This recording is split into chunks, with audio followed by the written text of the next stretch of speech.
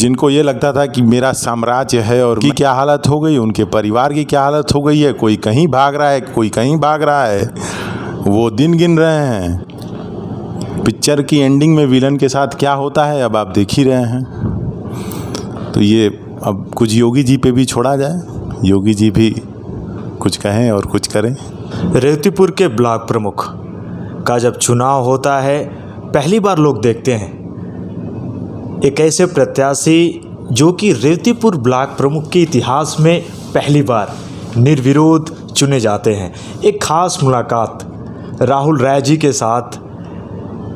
सपना था इनके पिताजी का बास्केटबॉल के अच्छे खिलाड़ी हों, लंबे भी हैं, और यूपी कॉलेज का वो सफ़र शायद ही कोई जानता हो, लेकिन होनी को कुछ और मंजूर था।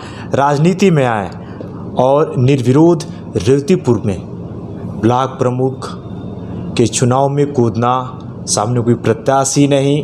उस समय बड़ी बड़ी बातें हो रही थी, लेकिन शपथ ग्रहण का वो कार्यक्रम, भारी जन सैलाब उमड़ता है। एक खास मुलाकात राहुल राय जी के साथ। राहुल जी, मेरे चैनल में आपका बहुत बहुत स्वागत है। सुशील जी, आपके और आपके चैनल का मैं ढेर सारा आभार व्यक्त करता हूं। आपने अपने इस प्लेटफॉर्म पे मुझे जगह दी और समय दिया, दोनों के लिए ढेर सारा आभार। 14 महीने का कार्यकाल दोस्तों, और शायद ही कोई ऐसा पत्रकार भी होगा जो किसी नेता के पास आएगा। 14 महीने में होता क्या है आप भी जानते हैं, लेकिन मैंने कहा सर से, मैं आया हूँ 14 महीने के एक छोटे से कार्यकाल में किया क्या आपने, मैं जानूँगा इनसे।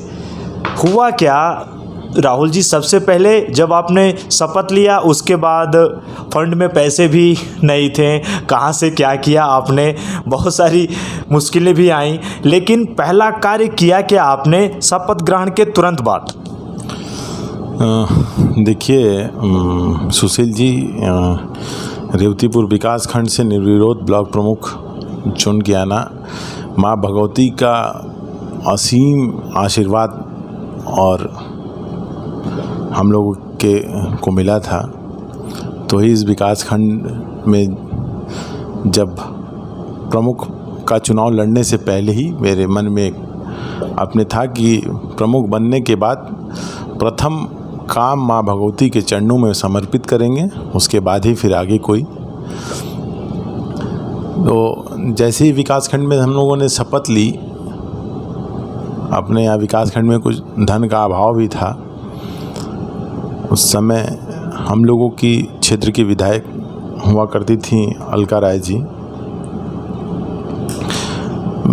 मैंने उनसे अनुरोध किया कि अपने हमारे क्षेत्र के लिए कुछ धन दें, और मैं उनका हृदय से बहुत आभारी हूँ। उन्होंने मेरे विकास खंड को उनके क्षेत्र में विकास करने के लिए 1 करोड़ रुपया उन्होंने मेरे विकास खंड को दिया, जिसमें पहला कार्य लगभग 23 से 24-25 लाख का हम लोगों ने माँ भगवती बाज़ार लगता है गांव में, तो वहाँ हम लोगों ने माँ भगवती बाज़ार सेट का निर्माण किया और माँ के चरणों में उस प्रथम काम को मैंने समर्पित किया। उसके बाद जो शेष पैसे थे उनसे ग्राम सभा गौरा, उधरनपुर, बसुका, नौलीन सब गांवों में सीसी रोड, खड़ंजा सब में काम कराया गया। और अब तो धीरे धीरे कुछ धन आ रहा है, तो अपनी विकास खंड के धन से भी अपने क्षेत्र में जगह जगह काम हो रहा है।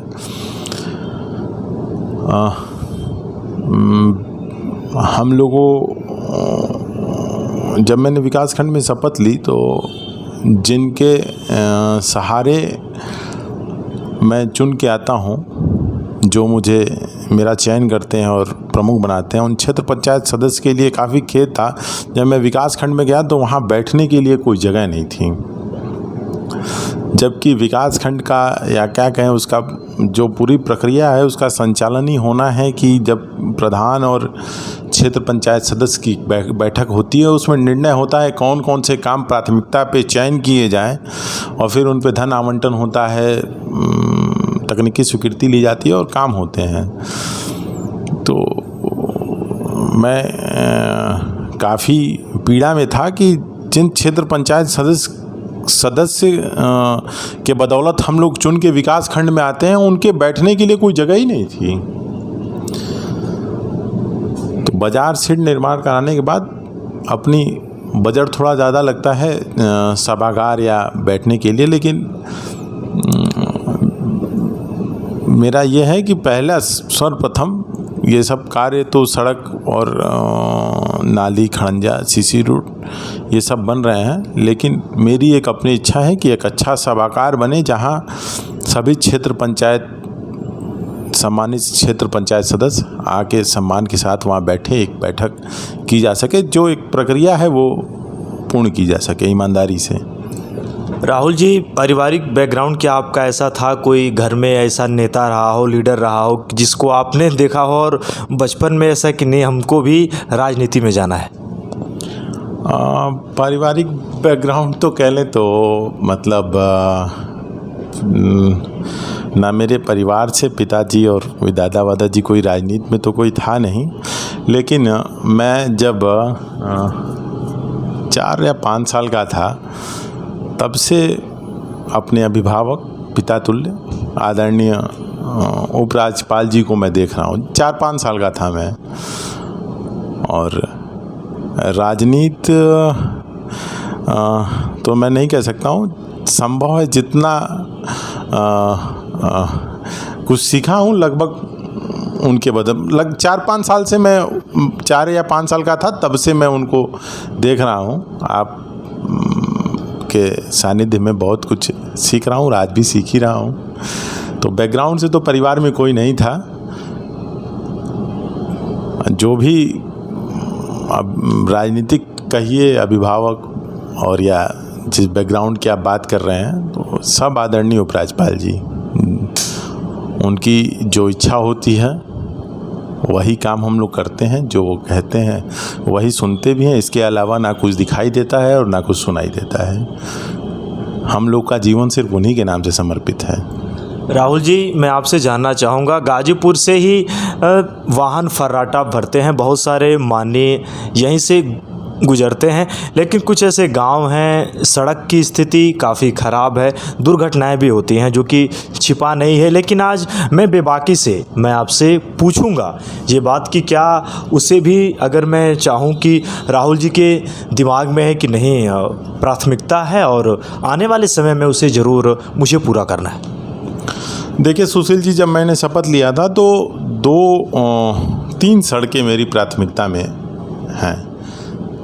पहली सड़क जो मेदिनीपुर आपके गांव होते हुए युवराजपुर, पटकानिया, रामपुर को जाती है, एक वो सड़क जो काफ़ी इस समय दयनीय स्थिति में है, और दूसरी एक सुहवल ढरनी ताजपुर, और मेरे विकासखंड में पड़ने वाली तीसरी सड़क उतरौली त्रिलोकपुर नहर होते हुए दिल। तो इन तीन ये एक ऐसी सड़कें हैं जो जब मैं विकासखंड का चुनाव लड़ने आया तो मैंने उसी समय मन बना लिया था कि अपने कार्यकाल में इन 3 सड़कों का चौड़ीकरण करा के जनता को समर्पित करेंगे।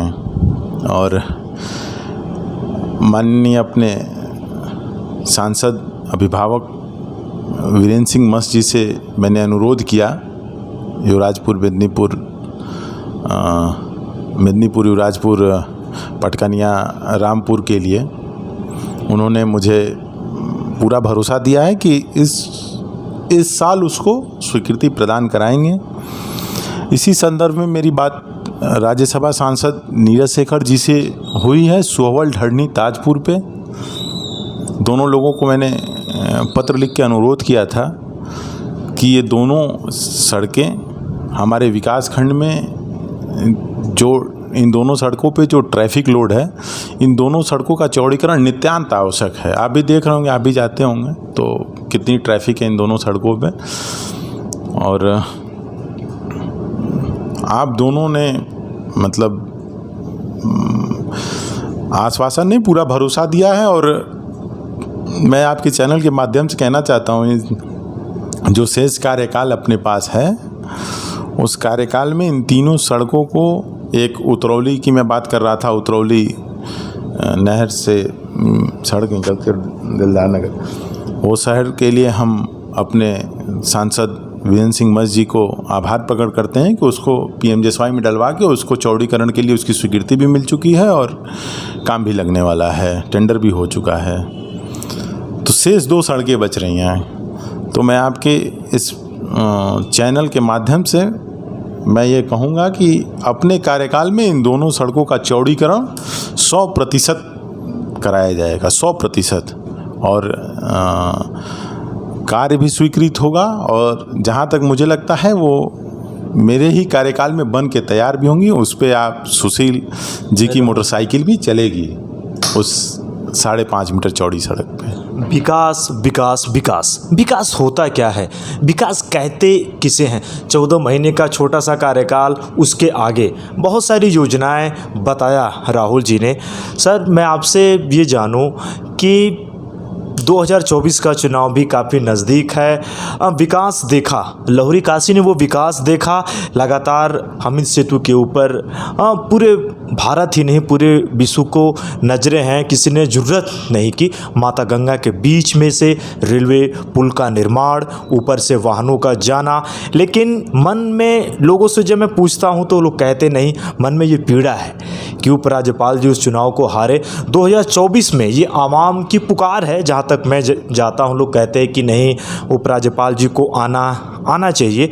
विकास पुरुष के नाम से कहे जाते हैं, गिने, और बड़ी बात है गाजीपुर के इस धरातल में। मैं अगर राहुल जी से पूछूं, ज़रूरत है और आना चाहिए मनोज सिन्हा जी को?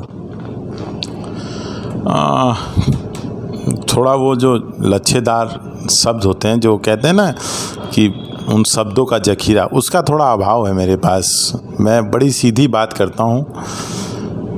मेरे हिसाब से वो 2019 का दिन मेरे लिए वो, या गाज़ीपुर के लिए वो काला दिन है, ब्लैक डे है बिल्कुल वो, जिस दिन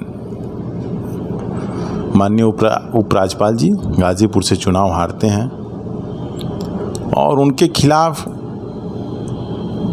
कौन जीतता है, ये दोनों में अगर आप तुलना करें तो वो मेरे हिसाब से काला दिन था गाज़ीपुर के लिए। बाद बाकी वो 2019 और 2024, ये 5 साल नहीं, हम लोग लगभग 50 साल पीछे गए हैं। मेरे हिसाब से गाज़ीपुर 50 साल पीछे चला गया है। और अपने अभिभावक को तो सभी खोजते हैं, हम लोग तो पल के बिछाए खोज रहे हैं कब वो आए। और एक बार 2024 से और 2029, आपने गाज़ीपुर जनता की बात की, उसी जनता के बीच में मैं भी शुमार हूँ। तो हम सब खोज रहे हैं कि गाज़ीपुर की धरती पे पुनः उनके कदम आए और इस गाज़ीपुर को, जो पिछला 2014 से 2019 का कार्यकाल था, जिस तरीके से उन्होंने इस कार्यकाल को में गाज़ीपुर को 50 साल आगे ले गए, एक बार हम लोग चाहते हैं कि 2024 से 2029 वाले कार्यकाल में गाज़ीपुर को 100 साल और आगे ले जाएं। सर, लोग फ़ोन करते हैं, जिसके नंबर सेव हों फ़ोन उठ जाते हैं, लेकिन कभी ऐसा हुआ हो राहुल जी के लिए कि अरे यार इनका तो नंबर सेव नहीं है, फ़ोन उठ नहीं पाया? देखिए, मैं जान रहा हूँ ये प्रश्न सिर्फ आप इसलिए कर रहे हैं कि मैं अपने जितने भी जो भी छोटे मोटे कार्यक्रम होते हैं या जो भी सभाएं होती हैं, सब में ये बात मैं कहता हूँ कि भैया अगर फ़ोन आता है किसी का तो 90% तो रिसीव हो जाता है, और चाहे सेव हो या नहीं हो। और जो 10% अगर कहीं व्यस्तता है तो 1 घंटे बाद या 2 घंटे बाद कॉल वापस ज़रूर चली जाती है। और जब हम लोग व्यवसाय में थे और जनता की सेवा करने के लिए मूड से आए हैं, तो फिर फ़ोन क्यों नहीं उठाएंगे? फ़ोन उठाएंगे, बात करेंगे, जनता की सेवा करेंगे।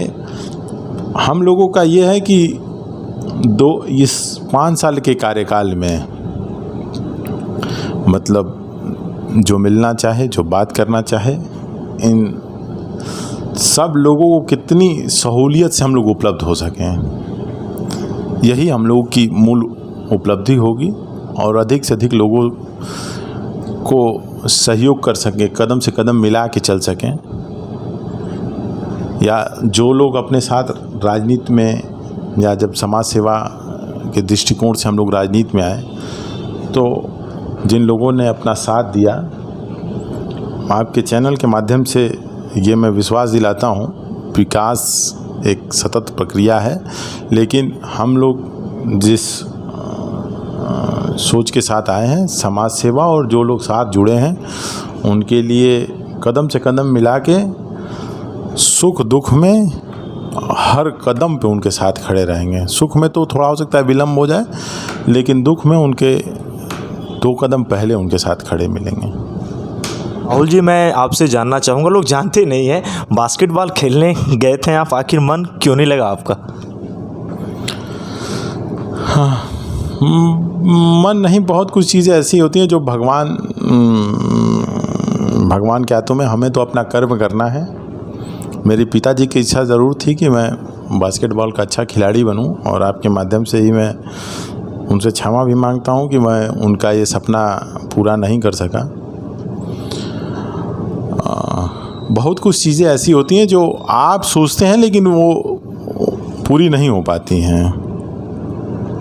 तो मैं तो आध्यात्म में मेरी काफ़ी रुचि भी है, भगवान में काफ़ी विश्वास भी है। तो मैं तो ये जो मानता हूँ कि जो भी हो रहा है वो प्रभु की इच्छा है, जो आगे होगा वो भी उन्हीं की इच्छा होगी।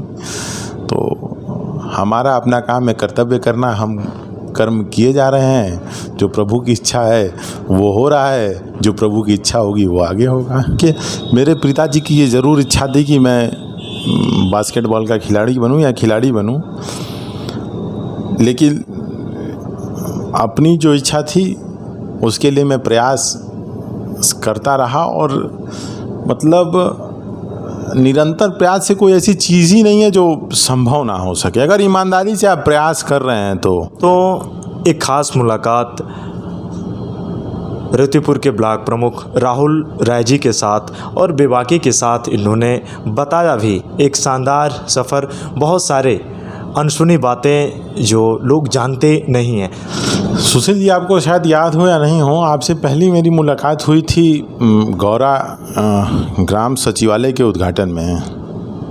तो वहाँ के ग्राम प्रधान प्रतिनिधि बड़े भाई सत्येंद्र राय जी से मैंने आपकी लगन मैंने देखी थी, तो मैंने आपको बुलवाया था कि ज़रा सुशील जी को बुलवाइए। और अब आज तो आप किसी परिचय के मोहताज नहीं हैं, माँ भगवती के आशीर्वाद से, और आपकी उम्र काफ़ी कम है। तो मैंने बताया अभी आपको कि परिश्रम से दुनिया के सभी ताले खोले जा सकते हैं, और आपका उज्जवल भविष्य हो, माँ भगवती से हम सब की कामना है। समाज के लिए आपने जो जनहित के कार्य किए, सर मैं जानना चाहूँगा कि जो अंतिम मेरा सवाल, ब्लॉक प्रमुख और बीडीसी के बीच पहले ऐसा था कि बीच में ऐसी खाई सी थी, लोग जा नहीं पाते थे, नहीं यार अब जो हो गया वो उन्होंने चुनाव जीत लिया, अब ऐसा कुछ हुआ नहीं है। लेकिन बीच में जब आप चुनाव मैदान में कूदे, प्रत्याशी बने, निर्विरोध चुन लिए गए, और समाज से लेके समाज के हर एक वर्ग तक आपने जाने का प्रयास किया, और ये कहने का विषय नहीं है, और जाते भी हैं जहाँ तक हो सकता है। इतनी व्यस्तता के साथ मैं चाहूँगा आगे ऐसी कुछ योजनाएं जो कि उसे समाज के लिए पूरा करना हो, क्योंकि जब मैंने आपसे पूछा तो काफ़ी मुझे सुन के मन भाव विभोर सा हो गया, जब आपने कहा कि सुशील मुझे जनहित के लिए ऐसा परमेश्वर ने दिया है, मुझे वही समाज कल्याण के कार्य करने हैं। सुशील जी, राजनीति तो अपना कुछ ऐसा अभी भी शायद मुझे जितना है, मुझे राजनीति ना मैं कर रहा हूँ ना मुझे आती है। तो मैं तो जनसेवा करने के लिए राजनीति में आया कि माध्यम बन गया कि प्रमुख के चुनाव से, ताकि अपनी लोग आप तक पहुंच सकें, आप लोगों तक पहुंच सकें, आप अपनी मदद कर सकें। और माननीय प्रधानमंत्री मोदी जी और माननीय मुख्यमंत्री योगी जी जिस तरीके से काम कर रहे हैं, उनके प्रेरणा से, उनके पद चिन्हों पे चला जा सके निस्वार्थ भावना से, इसलिए ये ब्लॉक प्रमुख एक माध्यम सा हम लोगों के लिए बना और हम लोग जन सेवा के लिए अपना मैंने आपको पूर्व में बताया, हम लोग माननीय उपराज्यपाल जी के सानिध्य में, उनके परछाई, तो हम लोग उनके पद चिन्हों पे चल के,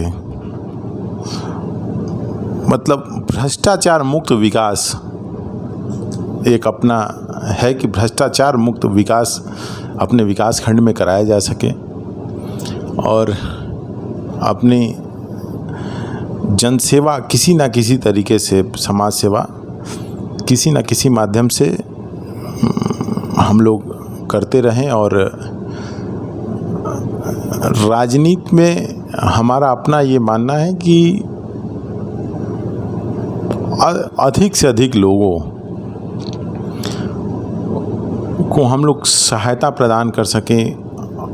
अनेक योजनाएं जो सरकार से, केंद्र सरकार, राज्य सरकार से होके आती हैं और प्रचार प्रसार भरपूर ना होने की वजह से लाभार्थियों को उसका लाभ नहीं मिल पाता है, तो इन लाभार्थियों को ये जो योजनाएं आती हैं इन लाभार्थियों तक भी पहुंचाना एक जनसेवा है। तो हम लोग कोशिश कर रहे हैं कि ईमानदारी से इन योजनाओं को, जो उसके मतलब एकदम लाभार्थी हों, उन तक उन योजनाओं को पहुंचाया जाए और जो भी लोग अपने साथ हैं उनके साथ कदम से कदम मिला के उनके हर सुख और दुख की घड़ी में उनके साथ चला जाए, यही हम लोग की प्राथमिकता है। मान लीजिए विकास तो एक सतत प्रक्रिया है, जो भी आता है थोड़ा कम थोड़ा ज़्यादा करता है, लेकिन जो लोग आपके साथ जुड़े हैं उनके साथ कदम से कदम मिलाकर चलना और उनके मान सम्मान की रक्षा करना। जितना प्रभु ने शक्ति दिया है वो सब निछावर किया जाएगा। राहुल जी, विपक्षी पार्टियां आज ये कह रही हैं, कुछ दिनों से चर्चा में भी है कि बुलडोज़र से विकास होगा नहीं, और गाजीपुर ज़िले में तो ईडी का छापा भी लोगों ने देख लिया। अब फिर उन लोग का नाम लेके और मतलब आप अपने चैनल पे एक वैसे ही एक वो काला धब्बा है गाजीपुर ज़िले के नाम पे, और पुनः उनका नाम लिया जाए, ये हमारे हिसाब से शासन प्रशासन अपनी कार्रवाई कर रहा है। और मेरे वो जो 2014 के चुनाव में आपने सुना होगा कि जो विपक्षी या विरोधी हैं काफ़ी ट्रोल करते रहे कि 15 लाख रुपया कब आएगा खाते में। मेरे खाते में तो 15 करोड़ रुपया वो आ गया। राम मंदिर की बात होती थी, लोग कहते थे, भाजपा कहती है राम मंदिर बनाएंगे, समय नहीं बताएंगे। आज राम मंदिर बन भी रहा है, दिख भी रहा है और आने वाले समय में बन के तैयार भी हो जाएगा। क्षमा चाहूँगा राहुल जी, मैं आपको बीच में रोक रहा हूँ, लेकिन आप भी जानते हैं विपक्षी पार्टियां भी ये कहती थी कि बीजेपी कभी राम मंदिर बनाएगी नहीं, ये उसी पर राजनीति करती है। आज इसीलिए तो ये विपक्षी पार्टियां रसातल में चली गई। आज इसीलिए विपक्षी पार्टियां रसातल में चली गई। और आप तो देख रहे हैं राम मंदिर का निर्माण किस भव्यता और अपनी भव्यता का आकार ले रहा है दिन पे दिन। दूसरा, हम लोगों ने अपने सपने में भी नहीं सोचा था कि ये धारा 370 हटेगी। और मैं अभी पिछले 1 महीने पहले कश्मीर गया था और वहाँ के वातावरण में, वहाँ की हवाओं में वो स्वतंत्रता मैंने महसूस की स्वयं।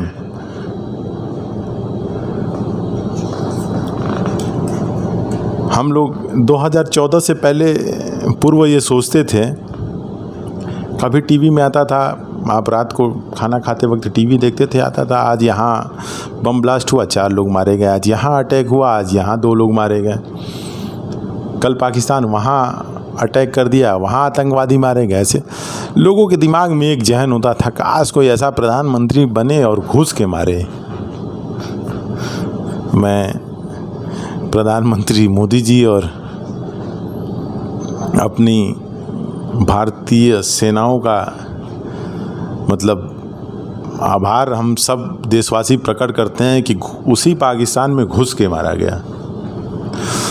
तो मुझे उस 15 लाख की जगह 15 करोड़ मिल चुके हैं। मुझे जो गौरव चाहिए था वो मेरे प्रधानमंत्री ने दिलाया है। और यहाँ की जो बुलडोज़र वगैरह की आप बात कर रहे हैं ना, तो अब इन लोगों के पास कुछ बचा नहीं। जिनको ये लगता था कि मेरा साम्राज्य है और मैं पूरे देश को चला रहा हूँ, आज उनकी क्या हालत हो गई, उनके परिवार की क्या हालत हो गई है। कोई कहीं भाग रहा है, कोई कहीं भाग रहा है, वो दिन गिन रहे हैं। तो उनका शासन प्रशासन उनकी व्यवस्था कर रही है। हम लोगों को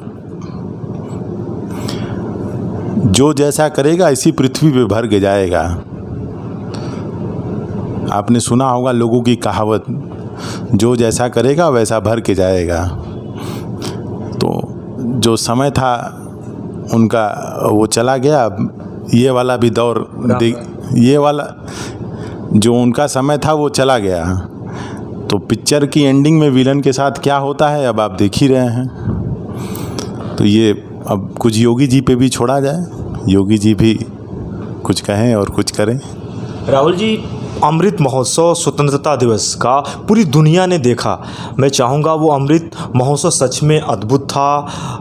कितने शानदार तरीके से ने सरकार ने भी हर जन जन की ये पुकार थी। ये एक पर्व की तरह मनाया गया देश में। और मेरी तो ये इच्छा है सभी देशवासी ये 75 नहीं हर वर्ष को इसी तरीके से मनाएं। और शायद ये इस वर्ष से प्रारंभ हो गया। मुझे लगता है हर वर्ष 26 जनवरी और 15 अगस्त के दिन हर घरों पे इसी तरह राष्ट्रीय ध्वज फहराए जाएंगे।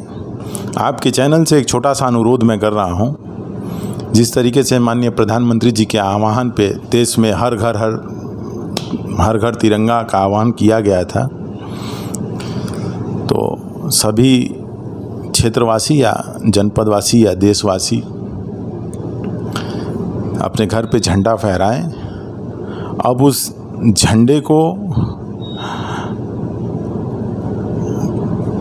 15 अगस्त के बाद 20 अगस्त है, तो उसका जिस तरीके से हम लोग शादी विवाह में जाते हैं और नए कपड़े को धारण करते हैं और आने के बाद उतनी ही ईमानदारी के साथ प्रेस करके और उसको अलमीरा में रख देते हैं, उसी तरीके से मैं आपके चैनल के माध्यम से अनुरोध करूंगा उसी तरह ध्वज को या तो ससम्मान वो ध्वज आपके घर पे लगा रहे, नहीं तो उस ध्वज को जहाँ भी कहीं आप उसको अच्छे से धुल के प्रेस करके अपने घर के मंदिर में, अपने घर के अलमीरा में उसको रखें और 26 जनवरी और 15 अगस्त को पुनः उसी सम्मान के साथ उस झंडे को पुनः फहराएं। दोस्तों, एक शानदार मुलाकात, एक शानदार इंटरव्यू रेवतीपुर के ब्लॉक प्रमुख राहुल राय जी के साथ। ज़रूर इसे आप देखें और बताएं कैसा है। राहुल जी, मेरे चैनल में आपने बहुत समय दिया, इसके लिए आपका दिल से बहुत बहुत धन्यवाद। बहुत बहुत धन्यवाद सुशील जी और आपके चैनल को।